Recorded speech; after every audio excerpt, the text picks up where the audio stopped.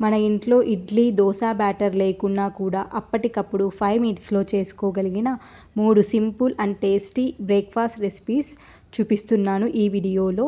ఒకసారి చూడండి. Let's get in to video. ఇక్కడ మన ఫస్ట్ రెసిపీ వచ్చేసి ఇన్స్టెంట్ ఓట్స్ రెసిపీ.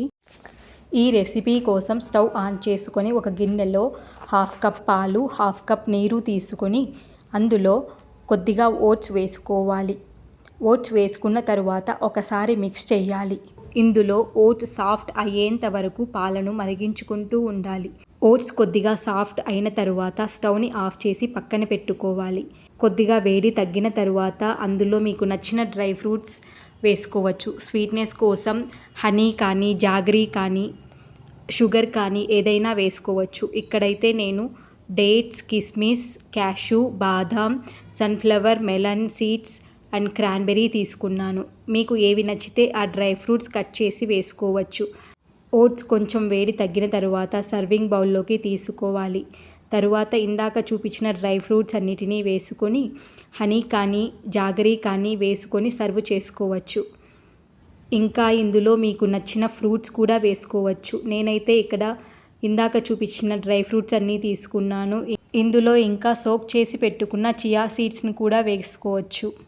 స్వీట్నెస్ కోసం మీరు హనీ కానీ జాగరీ కానీ యూస్ చేయొచ్చు. అంతే. మీకు ఇందులో ఏమైనా ఫ్రూట్స్ కావాలన్నా కూడా వేసుకుని సర్వ్ చేసుకోవచ్చు. లైక్ యాపిల్ కానీ బనానా కానీ మ్యాంగోస్ కానీ మీకు నచ్చిన ఫ్రూట్ వేసుకొని మీరు ఎంజాయ్ చేయొచ్చు. అంతే. ఎంతో టేస్టీ అయిన ఇన్స్టెంట్ ఓట్స్ రెసిపీ రెడీ.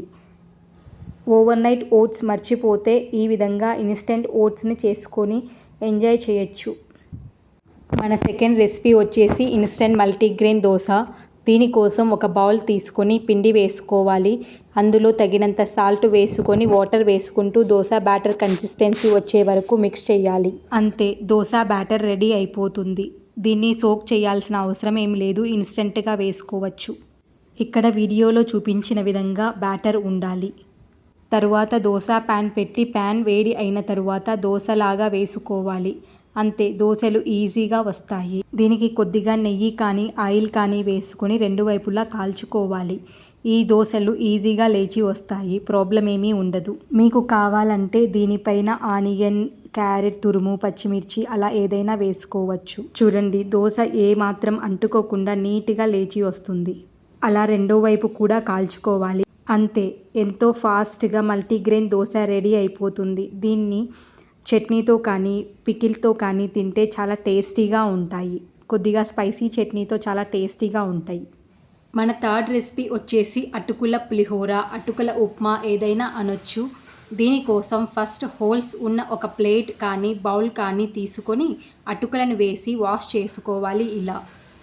తరువాత ఆ అటుకులని పక్కన పెట్టుకోవాలి. 2 మినిట్స్లో అటుకులని సాఫ్ట్ అవుతాయి. తరువాత కడాయిలో ఆయిల్ వేసి పల్లీలను వేసి వేయించుకోవాలి లో ఫ్లేమ్లో. అలా వేయించిన పల్లీలని పక్కన పెట్టుకోవాలి. తరువాత అదే ఆయిల్లో పోపు దినుసులు వేయాలి. ఇక్కడ ఆవాలు, జీలకర్ర, ఉద్దిపప్పు, శనగపప్పు, ఎండుమిర్చి తీసుకుంటున్నాను. ఇందులో శనగపప్పు కొద్దిగా ఎక్కువగా తీసుకున్నాను. ఇవి ఆయిల్లో ఫ్రై అయిన తరువాత తింటూ ఉన్నప్పుడు చాలా టేస్టీగా ఉంటాయి. తరువాత పచ్చిమిర్చి, కరివేపాకు వేసి వేయించుకోవాలి. అన్నీ వేగిన తరువాత ఇందులో సాల్ట్, పసుపు వేసి 1 సెకండ్ అలా మిక్స్ చేసి నానబెట్టి పెట్టుకున్న అటుకులను వేసి నీట్గా కలుపుకోవాలి. తరువాత వేయించి పక్కన పెట్టుకుని ఉన్న పల్లీలను కూడా వేసి అంతటిని ఒకసారి మిక్స్ చేయాలి. తరువాత కొద్దిగా నిమ్మరసం వేసి అంతా మిక్స్ చేసుకొని స్టవ్ని ఆఫ్ చేయాలి. అంతే. ఇన్స్టెంట్గా మనకి అటుకుల ఉప్మా రెడీ అయిపోతుంది. ఇది వేడివేడిగా తింటే చాలా బాగుంటుంది. ఇది నేను ఫస్ట్ టైం కాశీలో తిన్నాను. తర్వాత ఇంటికి వచ్చిన తర్వాత ఒకసారి ట్రై చేశాను. చాలా టేస్టీగా వచ్చింది. అప్పటి నుంచి నా రెగ్యులర్ బ్రేక్ఫాస్ట్ రెసిపీస్లో ఇది ఖచ్చితంగా ఉంటుంది. ఒకసారి తప్పకుండా ట్రై చేయండి. మీకు కూడా నచ్చుతుంది. ఈ 3 రెసిపీస్ని మీరు కూడా ఒకసారి మీ ఇంట్లో ట్రై చేయండి. మీకు కూడా తప్పకుండా నచ్చుతాయి. మీకు ఈ వీడియో నచ్చినట్లయితే ప్లీజ్ లైక్ చేయండి, సబ్స్క్రైబ్ చేయండి, కమెంట్ చేయండి, బెల్ ఐకాన్ని ప్రెస్ చేయండి. Thank you for watching.